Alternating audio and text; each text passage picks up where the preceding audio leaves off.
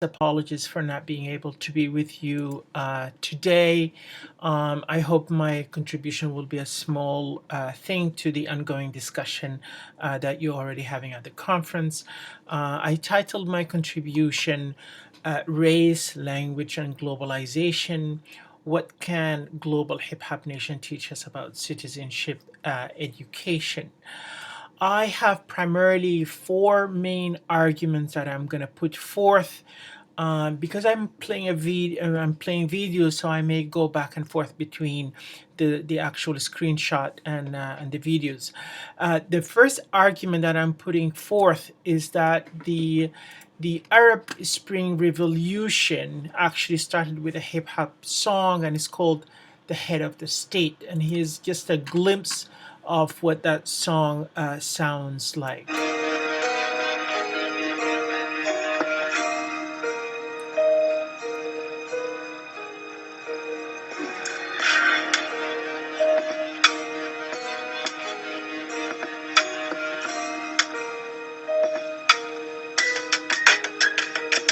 رئيس البلاد هاني اليوم نحكي معاك باسمي واسم الشعب الكل اللي عايش في الاعلام 2011 ما زال فما شكون يموت. The second argument that I'm making is that in Brazil, hip hop single-handedly brought the question of race and racialization, not to say racial inequality and racism, at the center of public discourse. And here's just a glimpse of that, of the hip hop in Brazil.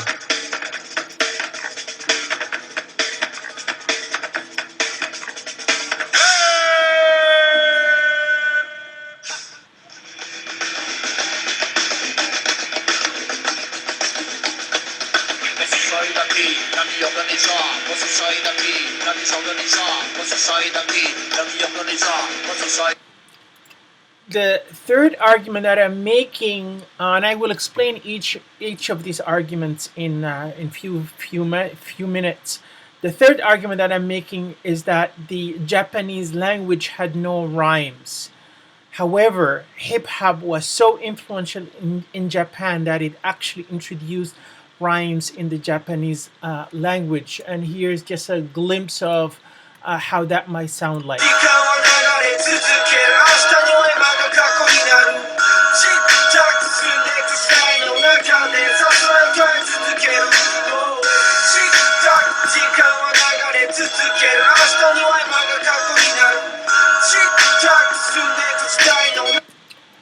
The fourth argument that I'm actually putting forth as well is that, similar to Brazil, where race was a taboo to talk about, in Hong Kong, the Cantonese language was also a taboo to speak. But thanks to hip hop, the Cantonese language, which used to be allied with working class and poor, is now a mainstream language and accepted by most people in Hong Kong. And here is just a glimpse of how that might sound like.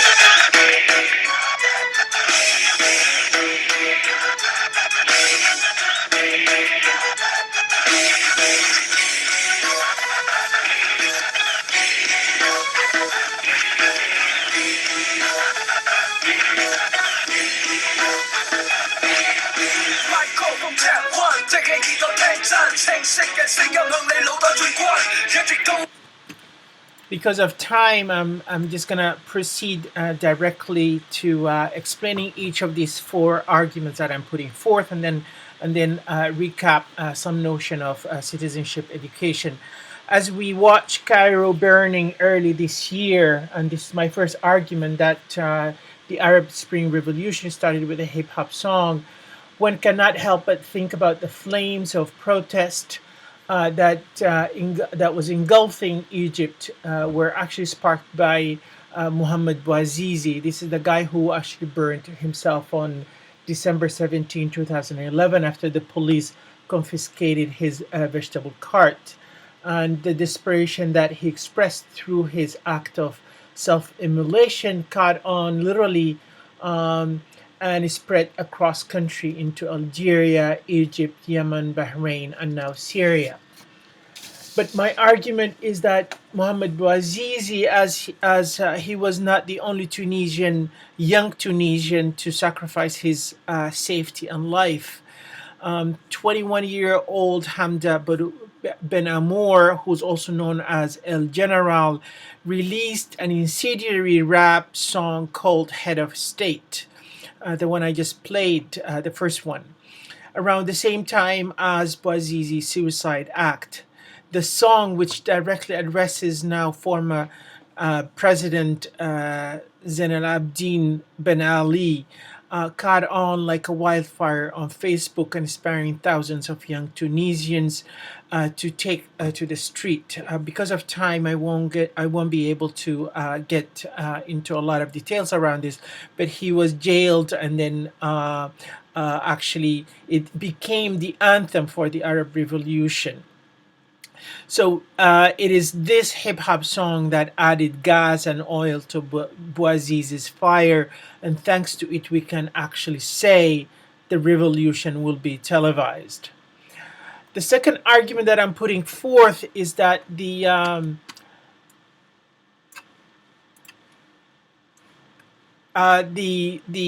conversation sampling, or the ghetto in Brazil in particular. Recently, Jennifer Roth Gordon provided a strong explanation to my argument that hip hop has become a voice to the favelas. It probably all began with the incredible success of the Sao Paulo based group Racianos MCs, especially their album Surviving in Hell, which was released in 1990s. Because of time, I'm just going to explain that actually what was happening. That was the ignition for the booming of hip hop culture in the favelas. The release of that album, and this the hip hop culture expresses itself in the murals, in the graffiti, in the sport teams, and reference to places like New York and so on.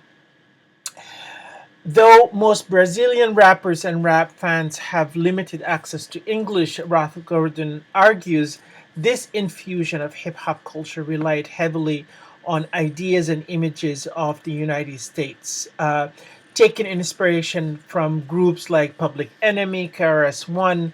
Politically conscious Brazilian rap focuses on the daily realities of Brazil's social and geographical periphery, highlighting the transnational similarities between situations of social inequality, crime, drug use and abuse, police brutality, and even racism.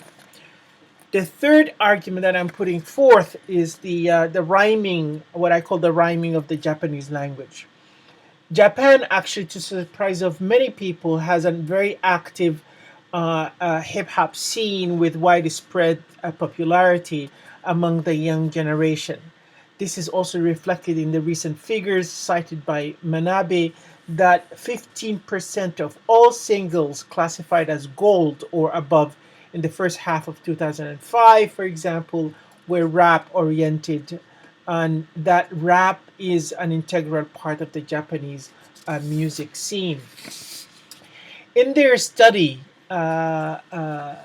Sujimura and Davis looked at the adaptation of the notion of rhymes in Japanese hip hop. Rhyme, rhythm, and wordplay are defining aspects of hip hop, as Samuel Lim demonstrates. But however, the traditional Japanese poetry, Sujimura and Davis show, had no notion of rhyme. Yet, over the past 2 decades, since the arrival of rap and hip hop in particular in Japan, they concluded that a borrowed, and this is their term, notion of rhyme has become incorporated in many of the lyrics of Japanese hip hop. The This last argument that I'm making is that the in hip in Hong Kong, despite Hong Kong's international cosmopolitan appearance, over 90% of its population is ethnic Chinese.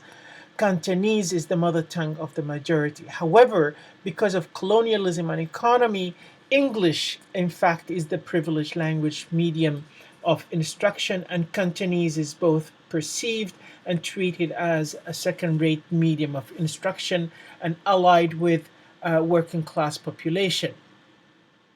On the other hand, Angeline tells us that the music scene in Hong Kong has been dominated by the canto pop, which is a very working class, but it plays too much on sentimentality. It was against this background that hip hop as a music genre became visible in the mainstream music scene in Hong Kong in the 1990s. So and what is really interesting is that thanks to that, hip hop becomes a very important aspect of the Japanese scene, Hong Kong scene.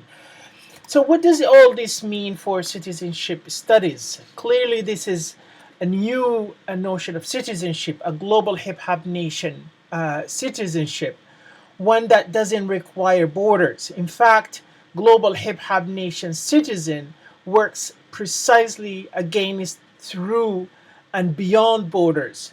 For citizenship studies, the global hip hop nation's language, culture, passport, borders, rules, and regulation I should say, require new ways of thinking about what it means to belong to a nation, and the expectation that come with being a citizen of that nation. Let me reiterate, and probably I won't go into details about the citizenship studies. I assume that a lot of you are familiar with it, but it doesn't fail citizenship education to go back to Athens, and I think it's seriously problematic to think about that. That's the first thing. The second thing that we need to remember about citizenship studies in particular is that the classic notion of citizenship is highly exclusive and based on formalized inequality, where only male chiefs, as is known in Athens, could be equal members of the city, that the police, that is, thus excluding women and slaves. In social and political thought, there may be four types of citizenship: social citizenship, national citizenship, post national citizenship, and multicultural citizenship. In a similar vein, Joel Westheimer and Joseph Kane identify three types of what they call good citizen: that is, the socially responsible citizen, participatory citizen, and justice oriented citizenship. Almost, for me at least, none of the discussion above really captures the essence of global hip hop nation citizenship I have explored in few minutes ago. Global hip hop nation citizenship is a hyphenated, global, marginalized, symbolic, creative, bottom up, and always grounded on localized social, cultural, political, and linguistic realities.